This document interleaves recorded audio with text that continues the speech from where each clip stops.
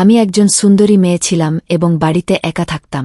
একদিন একটা 15 বছরের ছেলে আমার কাছে এলো আর আমার কাছে এমন একটা ইচ্ছের কথা বলল, যেটা শুনে আমার প্রাণটা বেরিয়ে যাওয়ার জোগাড় হল। কখনো ভাবিনি যে এত ছোট একটা ছেলে এত নির্লজ্জভাবে এমন কথা মুখে আনতে পারে। কিন্তু কি আর করব, আমি সুন্দরী ছিলাম আর টাকার খুব দরকার ছিল। মনে মনে ভাবলাম, এই ছেলেটা আমার কি বা ক্ষতি করবে, বড়জোর 5-7 মিনিট টিকবে, তাহলে তো আমার দুদিক থেকেই লাভ। এই ভেবে আমি ওর কথায় রাজি হয়ে গেলাম যে ও যেন ওর ইচ্ছেটা পূরণ করে নেয়। কিন্তু যাকে আমি ছোট্ট ছেলে ভেবে অনুমতি দিয়েছিলাম, সে তো সারারাত ধরে আমার চিৎকার বের করল। আমার বয়স 30 বছর ছিল, কিন্তু দেখতে আমার বয়সের চেয়ে অনেক ছোট মনে হতো। টাকার জন্য আমার খুব লোভ ছিল, কিন্তু কিভাবে টাকা জোগাড় করব কিছু বুঝে উঠতে পারতাম না, কারণ আমার স্বামী সবসময় অসুস্থ থাকত। একদিন আমি বাড়িতে একা ছিলাম, ওড়না ছাড়াই কাজকর্ম করছিলাম। তখন সেই 15 বছরের ছেলেটা আমাদের বাড়িতে এলো। যে দৃষ্টিতে ও আমাকে দেখছিল, তাতে আমি বুঝে গিয়েছিলাম ও কি চায়। সালাম দেওয়ার পর ও বলল, ম্যাডাম, আমি একা, আর একাই আপনার সঙ্গে একটা ব্যাপার ঠিক করতে চাই। একবার আমাকে সুযোগ দিয়ে দেখুন, আমি আপনাকে হতাশ করব না, বরং আপনার প্রয়োজনে পুরোপুরি খাটতে পারব। আমি ওকে মাথা থেকে পা পর্যন্ত দেখলাম। গরম পেট নে ও ভালোই ছিল, তবে বয়সে ছোট। আমি ওর কাছে মাফ চেয়ে বললাম, তোমার সঙ্গে এমন কোনো ব্যাপার আমি ঠিক করতে পারব না। তুমি এখনো ছোট, আর আমার মনে হয় না এসব কথার জন্য তোমার বয়স হয়েছে। ও মুচকি হেসে বলল, আপা, আমার 5 বছরের অভিজ্ঞতা আছে। আমি 10 বছর বয়স থেকে এই কাজ করছি। আমার আগে পিছে কেউ নেই, আমি একাই আমার কাজে পারদর্শী। আমার ওপর ভরসা করুন, আপনাকে আফসোস করতে হবে না, বরং এই সিদ্ধান্তে আপনি খুশিই হবেন। এবার আমি সত্যিই অবাক হলাম। এই ছেলেটা একা কিভাবে এসব বলছে? আমি ওকে জিজ্ঞেস করলাম, তোমার মা বাবা কোথায়? ও বলল, আমি একা, বাবা মা বেঁচে নেই। আগে এখানে সেখানে ঘুরে ঠক্কর খেয়েছি, তারপর এই কাজ শুরু করলাম, আর কাজ চলতে লাগল। এখন আমি কাজটা বাড়াতে চাই, তাই আপনার কাছে কথা বলতে এসেছি। আপনি যদি আমার সঙ্গে থাকেন, আমি আপনার অনেক কাজে লাগব। ওর শেষ কথাটা শুনে আমি চমকে গেলাম। সত্যিই আমার এমন একটা ছেলের দরকার ছিল, যে বাড়ির উপরের কাজকর্ম করে দিতে পারে। আর ও নিজে থেকেই আমাকে এই প্রস্তাব দিচ্ছিল। আবার এটাও ভাবলাম যে ওর সঙ্গে ব্যাপার ঠিক করলে আমি প্রতি মাসে কিছু টাকা পাব, যাতে আমার চলাফেরা সহজ হয়। তবে এটাও মনে হল, যদি ও সময়মতো টাকা দিতে না পারে, তাহলে আমার মুশকিল হবে। যাই হোক, ও তো 15 বছরের ছেলে, আমি সহজেই ওকে দিয়ে আমার কথা মানাতে পারব। তাই নিজের লাভের কথা ভেবে আমি ব্যাপারটা পাকা করে ফেললাম, কারণ আমিও তো একা ছিলাম। আমি বাড়ির সঙ্গে দোকানটা ওকে ভাড়া দিয়ে দিলাম। ওর নাম ছিল হাসিব। ও বলল, আপা, আমি থাকাটাও দোকানেই রাখব, কারণ আমার আগে পিছে কেউ নেই। এতদিন আমি এই কাজ রাস্তায় করতাম, এখন দোকানে করব, আমার কি আর আপত্তি থাকতে পারে? দোকানই তো। আমি বললাম, তোমার যা ভালো লাগে করো, শুধু আমাকে সময়মতো টাকা দিজো। তারপর ও দোকানে মেয়েদের জিনিসপত্রের কিছু জিনিস এনে রাখল। আর এটা দেখে আমি অবাক হয়ে গেলাম যে 2-3 দিনের মধ্যেই ওর কাজ জমে উঠল। সারাদিন ও দোকান খুলে কাজ করত, আর ওর দোকানে মেয়েদের ভিড় লেগে থাকত। রাতে ওই দোকানেই ঘুমিয়ে পড়ত। অনেক দিন ধরে এই দোকানটা খালি পড়েছিল। আগে যখন কখনো ভাড়ায় দেওয়া হতো, তখন কোনো ক্রেতাই আসত না। কতবার দোকান ভাড়ায় তুলেছি, কিন্তু সবাই এই বলে ছেড়ে দিয়েছে যে এই জায়গা কাজের জন্য ঠিক নয়। আমি তো আশাই ছেড়ে দিয়েছিলাম যে এই দোকান কখনো ভাড়ায় উঠবে। কিন্তু ওই ছেলেটা শুধু যে ঠিকঠাক দামে ভাড়া নিল তাই নয়, ও তো নিজের কাজও চালিয়ে নিল। তবে অদ্ভুত ব্যাপার ছিল এই যে ও দোকানে মেয়েদের জিনিস রেখেছিল, আর মেয়েরাই ওই ছেলের কাছ থেকে জিনিস কিনতে আসত। কয়েকদিন কাটার পর হাসিবের সঙ্গে আমার ভালো কথাবার্তা হতে লাগল। ও আমার ছোটখাটো কাজ করে দিত। আমি যখন কিছু ভালো রান্না করতাম, তখন ওকে দোকানে পৌঁছে দিতাম। দোকান আর বাড়ির মাঝে একটা ছোট্ট দরজাও ছিল। দরকার পড়লে সেই দরজা খুলে হাসিবের সঙ্গে কথা বলে নিতাম। আস্তে আস্তে আমাদের মধ্যে একটা আন্তরিকতা গড়ে উঠল। আমিও তো একভাবে একা ছিলাম, তাই হাসিবের সঙ্গ পেয়ে আমার একটা ভরসা হয়ে গিয়েছিল। আসলে আমার কোনো সন্তান ছিল না, আর আমার স্বামী রাহিলের পক্ষাঘাত হয়েছিল। তারপর থেকে ও বেডে পড়ে আছে। বাড়ির খরচ চালানো খুব কষ্টের হয়ে গিয়েছিল। কখনো কেউ সাহায্যের জন্য টাকা দিয়ে যেত, কখনো কেউ। এমন অবস্থায় দোকান থেকে পাওয়া টাকাটা আমার জন্য একটা আশীর্বাদ হয়ে গিয়েছিল। তাই আমি নিজে থেকেই হাসিবের সঙ্গে আন্তরিকতা বাড়িয়েছিলাম, যাতে ও দোকান ছেড়ে না যায় আর আমার নিয়মিত আওতা ঠিক থাকে। কিন্তু আমি কি জানতাম যে যাকে আমি 16 বছরের নিষ্পাপ ছেলে ভাবছি, সে আসলে ততটা সরল নয়। ওই ছেলেটা তো কয়েকদিনের মধ্যেই আমার জগৎটা উল্টপালট করে দিল। আমাদের মধ্যে কিছুটা আন্তরিকতা বাড়ার পর আমি ওকে বাড়ির ভেতরে আসার অনুমতি দিয়ে দিলাম। এখন দরকার পড়লে ও আমার বাড়িতেই চলে আসত, আর বাকি সময়টা দোকানেই কাটাত। রাহিলেরও এতে কোনো আপত্তি ছিল না, কারণ আমার কাছে তো ও 16 বছরের ছেলেই ছিল। বরং হাসিবের আসার পর আমাদের জীবনে একটা রং ফিরে এলো। আমি আর আগের মতো মনমরা আর হতাশ থাকতাম না। কিছু বলার থাকলে হাসিবকে বলে দিতাম। মৌসুম বদলের কারণে রাহিলের শরীরটা বেশ খারাপ থাকতে লাগল। আমার কাছে ওকে হাসপাতালে নিয়ে যাওয়ার মতো টাকাও ছিল না। একদিন এমনি আমার চোখে জল চলে এলো। হাসিব আমাকে দেখে জিজ্ঞেস করল, আপা, কি হয়েছে? কাঁদছ কেন? আমি ওকে বললাম, রাহিলকে হাসপাতালে নিয়ে যেতে হবে। আমার কাছে টাকা নেই। আমি এই জীবন থেকে ক্লান্ত হয়ে গেছি। একা একা সব সমস্যার সঙ্গে লড়তে হয়। রাহিল আমার সাহায্য ছাড়া বিছানা থেকে উঠতেও পারে না। আমার যদি একটা সন্তান থাকত, তাহলে হয়তো আমার জীবনটা একটু সহজ হতো। দুর্বল মুহূর্তে আমি হাসিবের কাছে মনের কথা খুলে বলে ফেললাম। আমার কথা শুনে হাসিব মুচকি হেসে বলল, তাহলে আপা, একটা বাচ্চা নিয়ে নাও। এতে সমস্যা কি? ওর কথায় আমি লজ্জায় পড়ে গেলাম। ওকে কিভাবে বলি যে রাহিল বিছানায় পড়ে আছে আর সে বাচ্চা দেওয়ার মতো অবস্থায় নেই? বিয়ের প্রথম দিনগুলোতে রাহিল চায়নি আমরা সন্তানের ঝামেলায় পড়ি। আর যখন আমরা সন্তানের দরকার বোধ করলাম, তখন রাহিল আর সেই ক্ষমতা রাখেনি। হঠাৎ পক্ষাঘাত হওয়ার পর ও আর কিছু করার মতো অবস্থায় ছিল না। ভালোবাসার বিয়ে ধীরে ধীরে বাধ্যতার বিয়ে হয়ে গিয়েছিল। আর এখন আমি বাধ্য হয়েই রাহিলের সঙ্গে আছি, কারণ আমার আর কোনো উপায় ছিল না। হাসিব হয়তো আমার মুখের ভাব পড়ে ফেলেছিল। বলল, আপা, আপনাকে চিন্তা করতে হবে না। আমি তো আপনার সঙ্গে আছি। দেখবেন, শিগগির আপনার সব সমস্যা দূর হয়ে যাবে। ওর কথায় আমি হেসে উঠলাম। ও একা এত সাহস রাখত যে প্রতিটা মুশকিলের সঙ্গে লড়ে যেত। আর আমি এত বয়স পার করেও সাহস জোগাড় করতে পারিনি। হাসিব 10 বছর বয়সে মা বাবাকে হারিয়েছিল। তবুও সে জীবনের মেলায় হারিয়ে যায়নি। শুধু নিজের জীবনের পথ চালিয়ে যায়নি, রাহিলেরও অনেক সেবা করতে লাগল। আমি যখন কোনো কাজে বাড়ি থেকে বের হতাম, হাসিব আমার স্বামীর দেখভাল করত, ওর পাশে বসে থাকত। ওদের দুজনের মধ্যে কি কথা হতো জানি না, কিন্তু আমাকে দেখলেই হাসিব চুপ হয়ে যেত। হাসিব আমাকে কথা দিয়েছিল যে ও আমার সব কমতি পূরণ করে দেবে। আর ওর এই কথায় আমি হেসে উঠেছিলাম। আমি একটা সন্তান চাইতাম। আমার জীবনে সন্তানের অভাবটা পূরণ করতে চাইতাম। কিন্তু হাসিব তা কিভাবে পূরণ করবে? ওর খুশির জন্য আমি মুখে হাসি ঝুলিয়ে রেখেছিলাম। তারপর এই কথার কয়েকদিন কাটতেই আমি নিজের মধ্যে একটা পরিবর্তন টের পেতে লাগলাম। আমার শরীর বেশি খারাপ হলে হাসিবই আমাকে টাকা দিল। বলল, আপা, ডাক্তারের কাছে যাও। ওর কথায় আমি ডাক্তারের কাছে গেলাম। আর সেখানে গিয়ে আমার ওপর আশ্চর্যের পাহাড় ভেঙে পড়ল। জানতে পারলাম আমি গর্ভবতী। এটা কিভাবে সম্ভব? রাহিলের তো সেই শক্তি ছিল না যে ও বাবা হতে পারে। তাহলে আমি কিভাবে গর্ভবতী হলাম? হাত কাঁপতে কাঁপতে রিপোর্ট নিয়ে বাড়ি ফিরলাম। বাড়ি এসে ভয়ে ভয়ে রাহিলকে বললাম। ও মুচকি হেসে বলল, হয়তো আমি এখন সেই ক্ষমতা ফিরে পেয়েছি যে একটা সন্তানের বাবা হতে পারি। আল্লাহ যদি আমাদের এই সুখবর দিয়ে থাকেন, তাহলে হাসিমুখে এটা কবুল করো। রাহিলের কথায় আমি অবাক হয়ে গেলাম। সত্যিই কি আমি রাহিলের সন্তানের মা হতে চলেছি? এটা এমন একটা কথা ছিল যে আমার বিশ্বাসই হচ্ছিল না। রাহিলের অবস্থায় তো আমি কোনো পরিবর্তন দেখিনি। তাহলে এটা কিভাবে সম্ভব? যাই হোক, আমি এটা মেনে নিলাম যে আমি রাহিলের সন্তানের মা হতে চলেছি। এখন থেকে আমি নিজের খেয়াল রাখতে লাগলাম। হাসিবও এটা জানতে পেরে খুব খুশি হল, যেন ওর ঘরে সন্তান আসছে। ও দোকান থেকে ফ্রি হয়ে আমার বাড়িতে আসত। রাহিলকে গোসল করানোর কাজ ও নিজের কাঁধে তুলে নিয়েছিল। রাহিলের সেবায় ও বেশি সময় দিতে লাগল। আগেও ও রাহিলের কাছে এসে অনেকক্ষণ বসত। তাই আমার মনে হতো হাসিবের আসার কারণে আমার জীবন বদলে গেছে।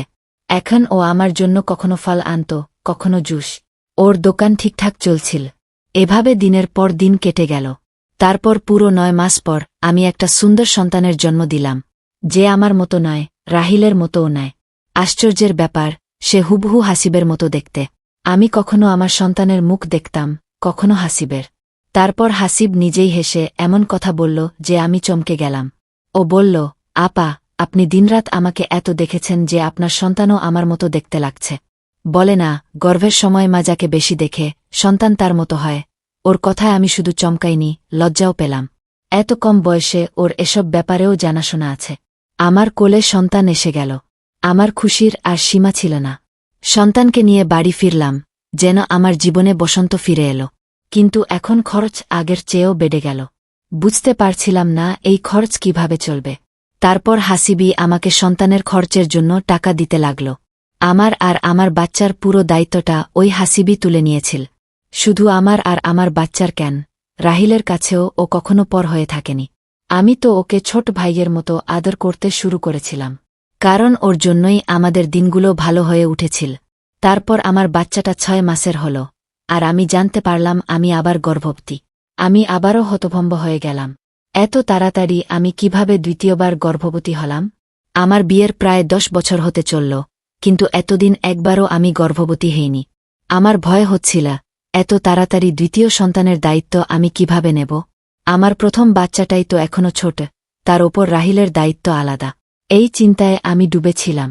তখন রাহিল আমাকে বোঝাল, বলল, যখন আল্লাহর পক্ষ থেকে আবার নিয়ামত আসছে, তখন তা ফিরিয়ে দিও না, গ্রহণ করো। যেমন প্রথম বাচ্চাটা জন্ম নিয়ে আমাদের কাছে এসেছে, তেমনি দ্বিতীয়টাও চলে আসবে। আমি মাথা নিচু করে রাহিলকে বললাম, আমাদের দায়িত্ব তো হাসিবের কাঁধে। ও আমাদের কেউ না, এখন এই বাচ্চা আসলে তার খরচও হাসিবের কাঁধে পড়বে। আর তারপর আমার দ্বিতীয় সন্তানও এই দুনিয়া এলো। 2 বাচ্চার মধ্যে আমি এতটাই ব্যস্ত হয়ে পড়লাম যে রাহিলের খেয়াল রাখার সময় পেতাম না। তাকে তো হাসিবি পুরোপুরি সামলে নিয়েছিল। সময়টা খুব দ্রুত কেটে যাচ্ছিল। এখন আমার আর হাসিবের সম্পর্ক এতটা বন্ধুত্বপূর্ণ হয়ে গিয়েছিল যে আমরা একে অপরের সঙ্গে মনের সব কথা বলতে পারতাম। আমি সারাদিন বাচ্চাদের পেছনে পড়ে থাকতাম, আর রাতে ক্লান্ত হয়ে গভীর ঘুমে ঢলে পড়তাম। হাসিব প্রাদি রাতে আমার বাচ্চাদের দেখাশোনা করতে আসত। ও তাদের নিজের সঙ্গে শুইয়ে দিত। এটা আমার কাছে খুব অবাক করার মতো ছিল। একটা 16 বছরের ছেলে কিভাবে সারারাত 2টো বাচ্চাকে এত সহজে সামলাতে পারে। হাসিব কখনো আমার কাছে অভিযোগ করেনি যে বাচ্চারা ওকে বিরক্ত করে বা ওর ঘুম নষ্ট হয়। বরং ও খুব খুশি মনে আমার বাচ্চাদের নিয়ে যেত, আর আমিও একটু শান্তির নিঃশ্বাস ফেলতে পারতাম। সবরকম দায়িত্ব হাসিবি তুলে নিয়েছিল, আমার কাপড়ের হোক বা বাচ্চাদের। এত কম বয়সে ও আমাদের পুরো সংসার চালাচ্ছিল। কিন্তু আমার লজ্জা লাগত, কারণ ও তো আমাদের একেবারে পর। হঠাৎ একদিন হাসিব কোনো কাজে আমার ঘরে ঢুকে পড়ল। ও এমনিতেই আমার ঘরে বিনা দ্বিধায় ঢুকে আসত। আমার কথাটা ও শুনে ফেলল। তারপর চোখে জল নিয়ে বলতে লাগল, আপনি আমাকে পর মনে করেন? আমি তো আপনাদের আমার সবকিছু ভেবে নিয়েছি। আমি আপনাদের জন্য সব করতে পারি। আমি জেনে গেছি আপনি আবার গর্ভবতী। আপনি নিজের খেয়াল রাখুন, খরচের চিন্তা করবেন না। আপনার দোকানে অনেক বরকত আছে। আর আপনার ভাগ্যে আমি এসব পাচ্ছি। ও সবসময় এমন কথা বলত। তাই ও আমার কাছে আরও বেশি ভালো লাগত। 3 সন্তানের মা হওয়ার পর আমি পুরোপুরি বদলে গিয়েছিলাম। আমার মধ্যে আগের মতো বিষণ্ণতা আর ছিল না। সারাদিন কিভাবে কেটে যেত টেরই পেতাম না। এমনকি আমি রাহিলকেও অবহেলা করতে শুরু করেছিলাম। এক রাতে আমার 3টে বাচ্চাই খুব বেশি বিরক্ত করছিল। তখন হাসিব এসে বলল, আপা, এদের আমাকে দিয়ে দিন। আপনি আরামে ঘুমন। আমি খুশি মনে বাচ্চাদের হাসিবের হাতে তুলে দিলাম। ও সবসময়ের মতো আমার জন্য দুধ নিয়ে এসেছিল। আমার দিকে দুধের গ্লাস এগিয়ে দিয়ে বলল, নিজের খেয়াল রাখুন। আমি গ্লাসটা হাতে নিয়ে হাসিবকে ধন্যবাদ দিলাম। ও বাচ্চাদের নিয়ে চলে গেল। কিন্তু হঠাৎ আমার হাত থেকে দুধের গ্লাসটা পড়ে গেল। আমার কাজ বেড়ে গেল। আবার ঘর পরিষ্কার করলাম। তারপর বিছানায় শুয়ে পড়লাম। কিছুক্ষণ পর আমার মনে হল যেন ঘরে কেউ আছে। আমার নিঃশ্বাস আটকে যাচ্ছিল। মনে হচ্ছিল যেন কোনো চোর ঢুকেছে। তারপর আমার বিছানার কাছে কারো উপস্থিতি টের পেলাম। কেউ যেন আমার শরীর নিয়ে খেলতে চাইছে। আমি উঠে বসলাম আর চিৎকার করে উঠলাম। আমার চিৎকারে রাহিলেরও ঘুম ভেঙে গেল। আমি তাড়াতাড়ি ঘরের আলো জ্বালালাম। যা দেখলাম তাতে আমার রোমকূপ দাঁড়িয়ে গেল। আমাদের পাড়ারই একটা লোক আমার ওপর ঝুঁকে পড়তে আমার পাশে দাঁড়িয়েছিল। ওকে দেখে আমি হতবাক হয়ে গেলাম। প্রথমে ও লজ্জা পেল। তারপর বলতে লাগল, আপা, আমি কিছু করিনি। আপনার স্বামী আমাকে নিজে অনুমতি দিয়েছিলেন যে আমি প্রতি রাতে আপনার সঙ্গে সওদা করি। তাই আমি কোনো না কোনো গ্রাহক খুঁজে আনতাম, সওদা করতাম, টাকা নিতাম। তারপর সেই টাকা আপনাদের ওপর খরচ করতাম। আসলে বাড়ির অবস্থার কারণে রাহিল ভাই খুব চিন্তায় ছিলেন। ও কোনোভাবে এই সমস্যা থেকে মুক্তি পেতে চাইছিলেন। যখন ও জানতে পারলেন আমি মেয়েদের কেনাবেচার কাজ করি, তখন ও নিজেই আমাকে এই অনুমতি দিয়েছিলেন। রাতে আপনার ঘরে আমিই থাকতাম। আমিই আপনার সম্মান নিয়ে খেলতে চাইতাম। আমার চিৎকার শুনে হাসিবও দৌড়ে এসে পড়ল। ওকে দেখে লোকটা বলল, হাসিব, তুই তো বলেছিলি এ হুঁশে থাকবে না। আমি সহজে আমার ইচ্ছা পূরণ করতে পারব। কিন্তু এ তো জেগে আছে। লোকটার কথা শুনে আমার পায়ের তলার মাটি সরে গেল। হাসিব ঘাবড়ে আমার দিকে তাকাতে লাগল।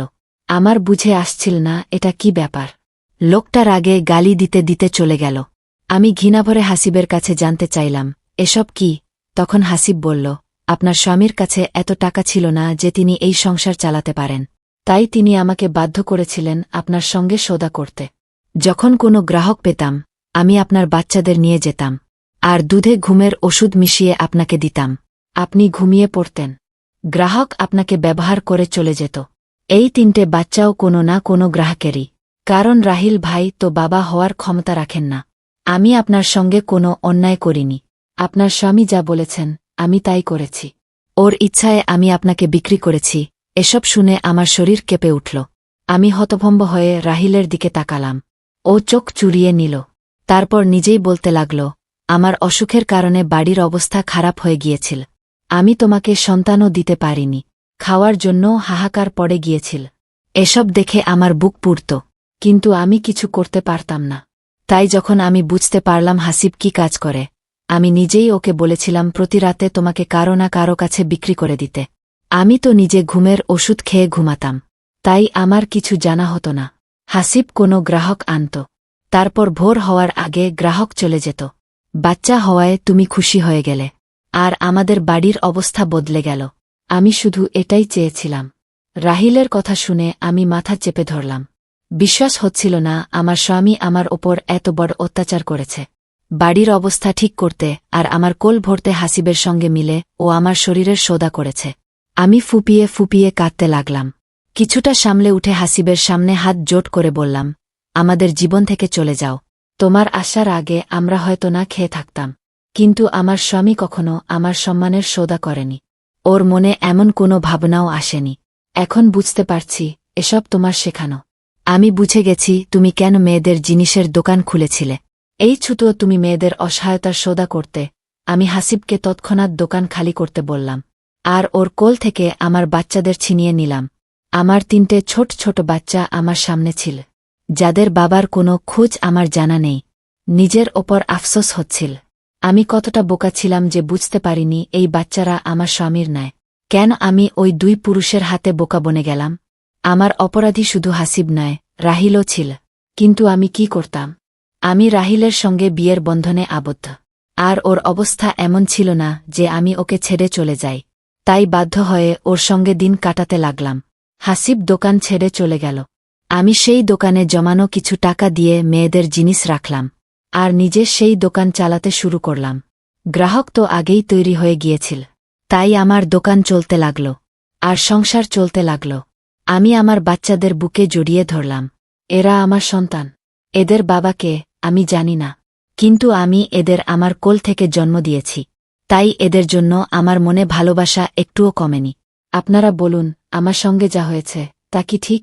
আমার স্বামীর কি এমন কাজ করা উচিত ছিল? বাড়ির অবস্থা ঠিক করার জন্য কি কোনো পুরুষ তার স্ত্রীর সম্মানের সওদা করতে পারে? আমার কি আমার সন্তানদের ছেড়ে দেওয়া উচিত? আজকালকার দিনে কি কোনো কমবয়সী বা যুবকের ওপর ভরসা করা উচিত? আপনাদের মতামত জানান। ধন্যবাদ।